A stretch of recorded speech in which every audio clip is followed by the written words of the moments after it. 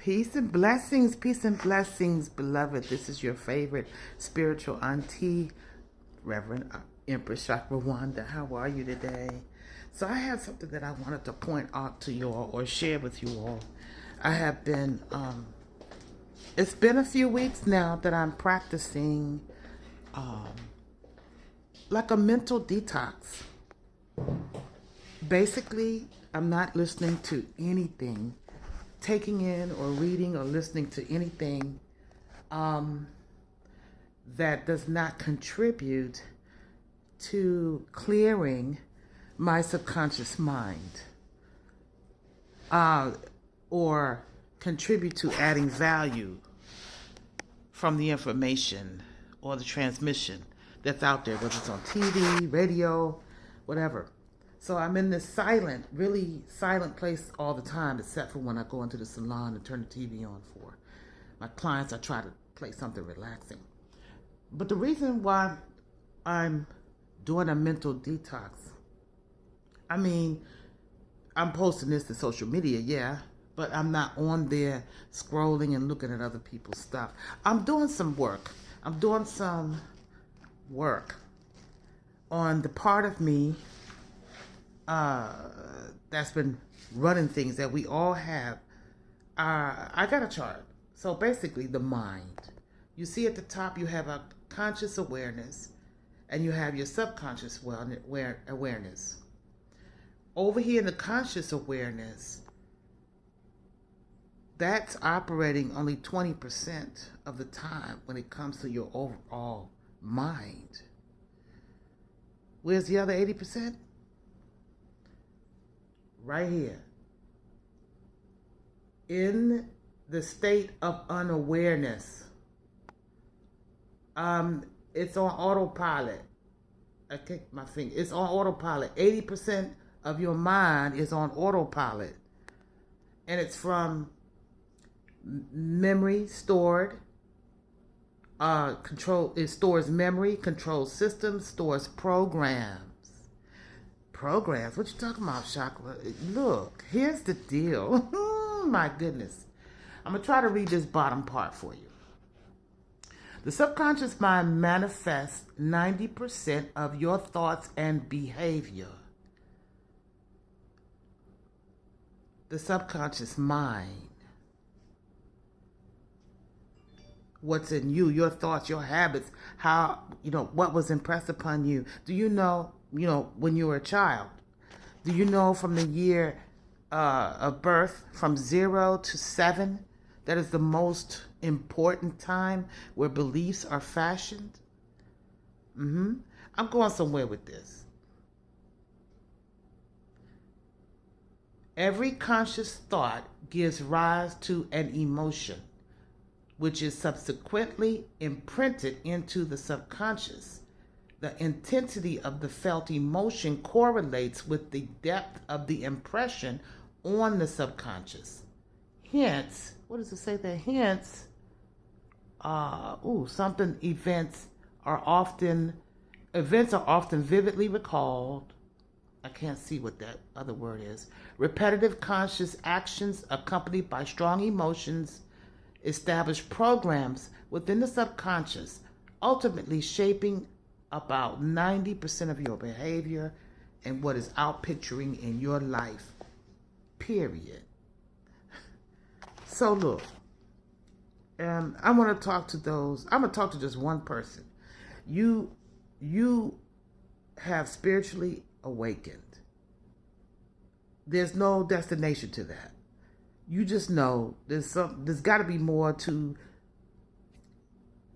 what the world puts out as surviving, never meeting, not having enough, laugh mentality, fear, something's after you all the time, the rat race, the hamster wheel, working to make ends meet, all of that, right? Being triggered by stuff, right? But you may be raised to and figure out how to juggle and maintain the third dimensional way of living. But then you start waking up. You start questioning. You start questioning beliefs on the outside of you, structures, systems. Yeah, you start questioning it. and you began to awaken into the dynamic spiritual beingness that you are. When you're born, when we're all born into the avatar, the physical vessel, we're taught how to use just our physical, right? Just the physical, sight, see, smell, all that. We may be introduced to an idea of a creative power, depending, you might be introduced to religion, and not gonna just follow me. But that's about all. You learn how to navigate in the physical, but you're not taught about you as a spiritual being. Your auric field, your energetic body, your chakras, how your brain waves work. They say for infants, I think 0 to 7, they're in the alpha theta brainwave, which is the highest brainwave of creativity and receptivity. They're in that state all the time. And then as they get older, we've got, beta, alpha, theta, theta. All of those brainwave states are important. What if as a child you were introduced to that? An awareness of your auric fields, awareness of your chakra centers, awareness of how you can control your brain waves, awareness of your spiritual gifts. Clairaudient, clear hearing, clairvoyance, spiritual sight, claircognizant, knowing things, how to put something together, and you never studied it. Clairsentient, that you could go somewhere and just feel and sense. A lot of times people want to use one label for all of that. They say your sixth sense, your intuition, but it's really more expanded.